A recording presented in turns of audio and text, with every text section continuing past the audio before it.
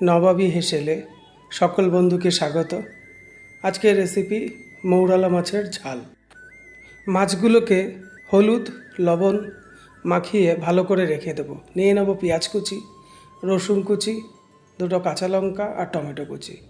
মাছগুলোকে ভালোভাবে ভেজে নেব। কেটে রাখা আলুগুলোকেও ভালো করে ভেজে নেব। এবার তেল গরম হলে দিয়ে দেবো কালো জিরা ফোড়ন, তারপরে দিয়ে দেবো পেঁয়াজ কুচি। নাড়াচাড়া দিয়ে পরিমাণ মতন একটু লবণ দিয়ে টমেটো কুচিগুলো দিয়ে বেশ একটু নাড়াচাড়া করব। একটু ভাজা ভাজা হয়ে গেলে দিয়ে দেবো আদা কাঁচা লঙ্কা বাটা, হলুদ গুঁড়ো, সামান্য জিরে গুঁড়ো আর দেবো কাশ্মীরি লঙ্কা গুঁড়ো। ভালো করে মশলাটা কষিয়ে অল্প একটু জল দিয়ে বেশ কিছুক্ষণ নাড়াচাড়া করে দিয়ে দেবো আমরা রসুন কুচিগুলো আর ভেজে রাখা আলুগুলো।